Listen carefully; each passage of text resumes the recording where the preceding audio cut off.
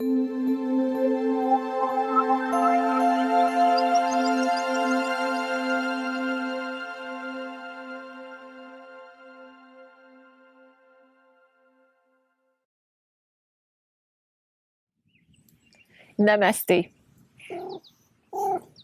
C'est Maryse, votre diva positive, et je vous souhaite la bienvenue aujourd'hui dans votre capsule de coaching quotidienne où vous devenez une personne positive, une personne enthousiaste et motivée aussi à atteindre vos objectifs.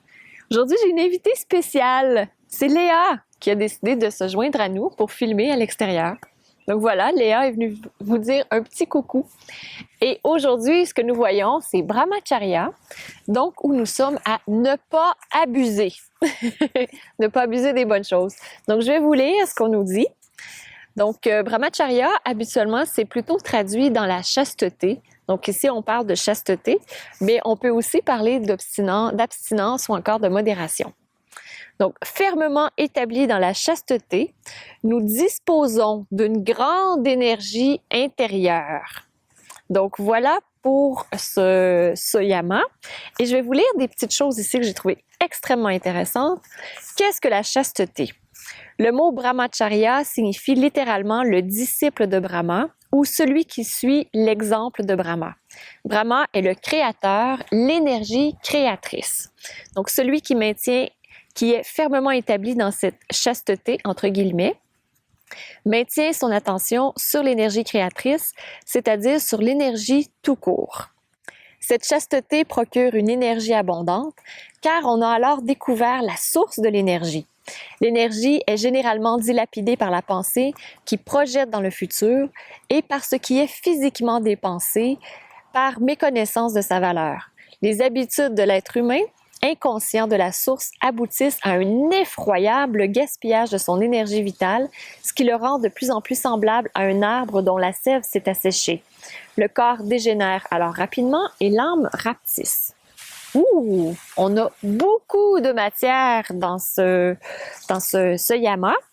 Donc, ce qu'on a aussi comme traduction, c'est quand on est fermement établi dans la modération, nous disposons d'une grande énergie intérieure.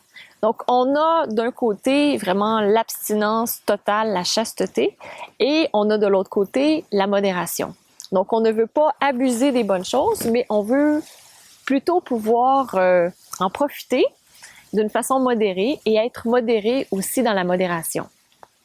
Donc, si on regarde les choses avec lesquelles on peut s'abstenir ou encore où on peut être modéré, on a bien évidemment l'énergie sexuelle. Donc, parce que la sexualité, l'énergie sexuelle est extrêmement puissante. Et je sais pas si ça vous est déjà arrivé, mais on sent qu'on a beaucoup d'énergie et on sait pas trop quoi faire avec cette énergie. Et tout à coup, on se dirige vers la sexualité. Et là, l'énergie qu'on avait diminue parce qu'on a souvent moins d'énergie par la suite. Donc, l'énergie sexuelle est une des sources d'énergie qu'on veut garder. Donc, aller dans la modération. Donc, moi, je ne prône pas la chasteté et l'abstinence, mais plutôt la modération à ce niveau-là et à beaucoup d'autres niveaux. Donc, on a la sexualité. On a aussi l'alimentation. Donc, alimentation, l'alcool. Donc, faire attention à la façon dont on aborde l'alimentation pour que ce soit, comme on le voyait, une source d'énergie créatrice. On veut garder une énergie élevée et on veut garder l'énergie créative élevée aussi. Donc, prendre cette énergie pour pouvoir être créatif et exprimer, dans le fond, c'est exprimer qui on est à l'intérieur de nous pour que ça puisse se manifester dans le monde extérieur. Fumer, encore une fois, c'est une façon d'abuser parce que ça diminue notre énergie créatrice, notre énergie vitale. Tout ce qui est aussi le travail compulsif.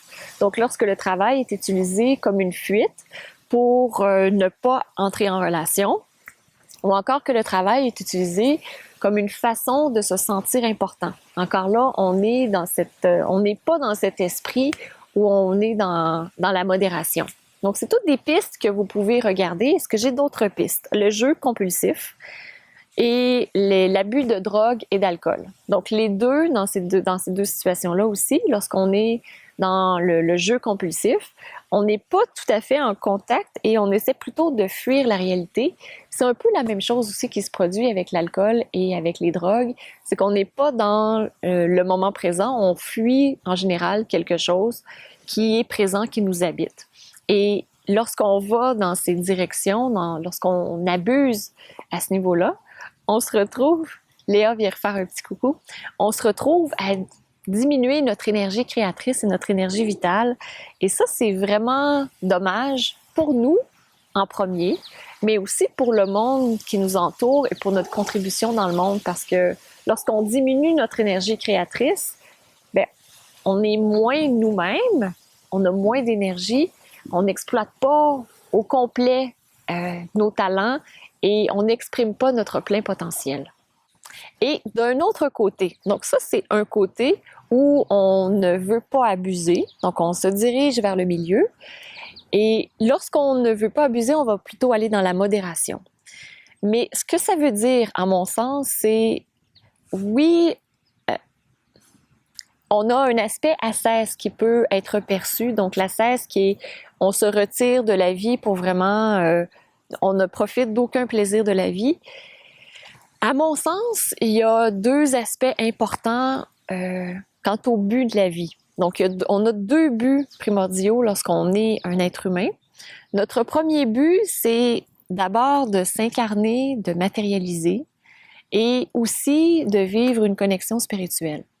Et si on se retire de la société, qu'on vit en ascèse, oui, on va probablement avoir notre connexion spirituelle, mais on n'a pas cet aspect de matérialisation et d'incarnation. Et ça, je crois que pour ça, on a besoin d'être vigilant. Et même lorsqu'on est modéré, lorsqu'on est modéré dans notre travail, dans notre vie sexuelle, dans l'alimentation, drogue, alcool, jeu, c'est pas une raison pour se détacher totalement des plaisirs. Donc, même dans la modération, il y a lieu d'être modéré. Donc, de ne pas s'auto-flageller et de ne pas, de ne pas aller dans une extrémité qui met notre corps en danger, notre corps et notre esprit en danger. Donc, vraiment, c'est une notion, je crois, qui est importante à entrer. Donc, ne pas être extrême dans notre modération. Et souvent, ce qu'on voit lorsqu'on a des impulsions comme celle-là qui montent, c'est on a de la difficulté à les contrôler parce que c'est une impulsion qui monte ou encore c'est compulsif. Si on est très attiré par la nourriture, si on est très attiré par l'alcool, si on est très attiré par notre travail aussi.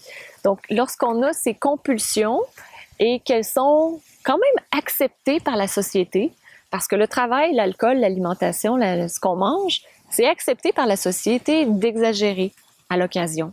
Donc, lorsque vous êtes dans cette situation et vous vous dites « je sais que je ne devrais pas parce que mon corps n'aime pas ça ou parce que je me rends compte que mon énergie créatrice diminue énormément », comment je peux faire pour trouver cet équilibre?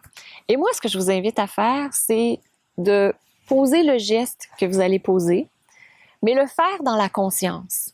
Donc, si vous avez envie de passer à travers la boîte de biscuits et que vous savez que c'est pas bon pour vous, qu'après vous n'aurez pas d'énergie, qu'après vous ne vous sentirez pas bien à l'intérieur de vous, mais que vous êtes incapable de vous empêcher de le faire, je vous invite à le faire quand même et à appliquer le principe RRSOP pendant que vous le faites. En particulier, donc le premier R, c'est de respirer. Deuxième R, relaxer.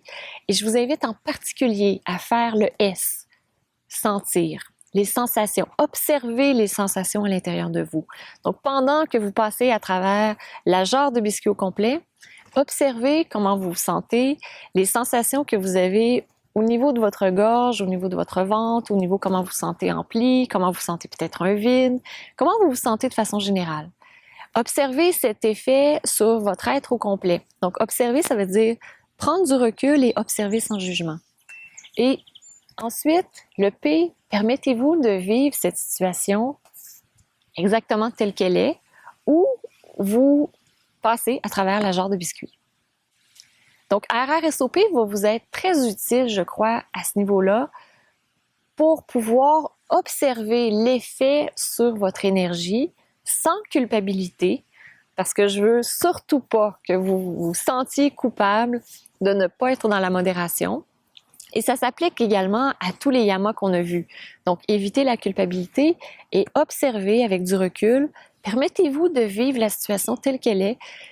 C'est peut-être quelque chose que vous ne vous êtes jamais permis de faire, de passer à travers une jarre de biscuits dans la conscience. Et la conscience, c'est tout simplement magique parce que c'est là où on va faire des prises de conscience et c'est là où on va trouver nos pépites d'or. Donc, votre défi aujourd'hui, c'est d'observer. Observer les impulsions, les compulsions que vous pouvez avoir et choisissez dans la conscience ce que vous voulez faire. Soyez totalement conscient et assumez les gestes et les actions que vous poserez. Donc, prenez-en la responsabilité totale.